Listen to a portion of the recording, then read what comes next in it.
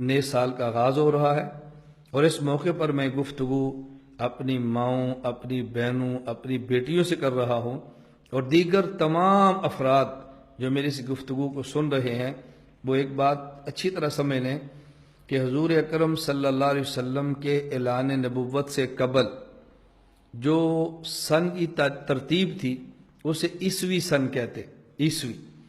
حضور اکرم صلی اللہ علیہ وسلم کے اعلان نبوت کے بعد جو دن اور مہینے اور سال شمار ہوتے اس ترتیب کو سن نبوی کہتے، نبوت کا پہلا سال، دوسرا سال، تیسرا سال۔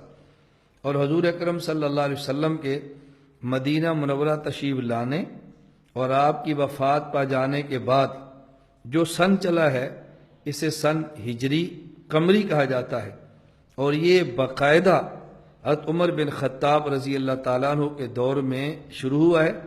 حضرت عمر رضی اللہ تعالیٰ نے فیصلہ فرمایا، تمام صحابہ کے نے اس کی تائید فرمائی ہے، اور گویا اس بات پر صحابہ کا اجماع ہے کہ مسلمانوں میں جو شرعی مسائل کے لیے سن چلے گا وہ سن ہجری ہوگا، ایک سن عیسوی، ایک سن نبوی اور ایک سن ہجری۔ تو 1 جنوری 2017 یہ سن عیسوی ہے۔ جو ہمارے سال چل رہے ہیں مسلمانوں کے، جن کا آغاز محرم سے ہوتا ہے، ہم اس کو بھی ذہن میں رکھیں۔ ہم انگریزی سال بھی کہتے ہیں، عیسوی سال بھی کہتے ہیں، اس کا آغاز جنوری سے ہے، اور مسلمانوں کے لیے وہ سال جس کا تعلق شریعت کے حکام سے ہے اس کا تعلق محرم الحرام سے ہوتا ہے، اور یہ ہجری سال شمار ہوتے ہیں۔ تو جس طرح آج بڑی شد و مت کے ساتھ نئے سال کا تذکرہ کیا جاتا ہے، پرانے سال کے تذکرے ہوتے ہیں، اور اللہ ہم سب کی حفاظت فرمائے، 31 دسمبر کو فحاشی اور عریانی کا سیلاب امنڈ آتا ہے، اور ہمارے وہ مسلمان بھائی جو ان خرافات میں شریک تو نہیں ہوتے لیکن نئے سال کی مبارکیں وہ بھی پیش کرتے ہیں۔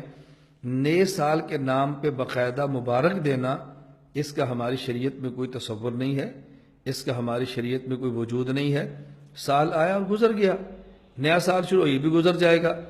اگر نئے سال پر مبارکباد دینی شریعت میں ہوتی تو ہجری سن کے آغاز پر ہوتی، اور تعجب یہ ہے کہ جس حد تک اس سن کو عام کیا جاتا ہے عیسوی کو، اس حد تک سن ہجری کو مسلمان اس کو رواج دینے کے لیے تیار نہیں ہوتے۔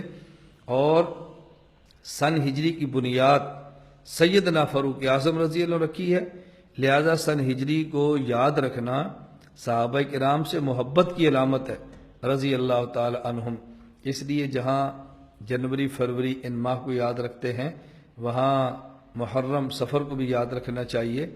بعض شریعت کے مسائل ایسے ہیں، مثلا اگر طلاق ہو جائے تو عدت کا مسئلہ ہے، اسی طرح عورت کے طلاق ہو جائے تو عدت کا مسئلہ ہے، رمضان المبارک کے چاند رمضان کی گنتی کا مسئلہ ہے، عید الفطر کا مسئلہ ہے، اسی طرح حج کے ایام کا مسئلہ ہے، عید الاضحیٰ کا مسئلہ ہے، سال بھر جو زکوٰۃ کے لیے گنتی دنوں کی ہوتی ہے وہ مسئلہ ہے۔ اس میں ہجری سن چلے گا، اس میں عیسوی سن نہیں چلتا۔ تو جنوری سے زیادہ بحیثیت مسلمان ہمیں محرم و سفر کو یاد رکھنا چاہیے۔ باقی اگر کوئی کسی ملک میں کسی جگہ پہ یہ عیسوی سن کی ترتیب سے حساب کتاب ہوتا ہے، ہم اس کو گناہ اور ناجائز نہیں کہتے، لیکن شرعی مسائل کا تعلق ہجری سن سے ہے۔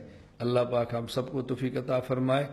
میں آپ کی خدمت میں گزارش کروں گا کہ ہم اس بات کا اہتمام کریں کہ شریعت کو مقدم رکھیں، سنت کو مقدم رکھیں، اپنی پوری زندگی دین کے مطابق گزارنے کی کوشش کریں۔ اللہ تعالی ہم سب کو شریعت پر عمل کرنے کی توفیق عطا فرمائے۔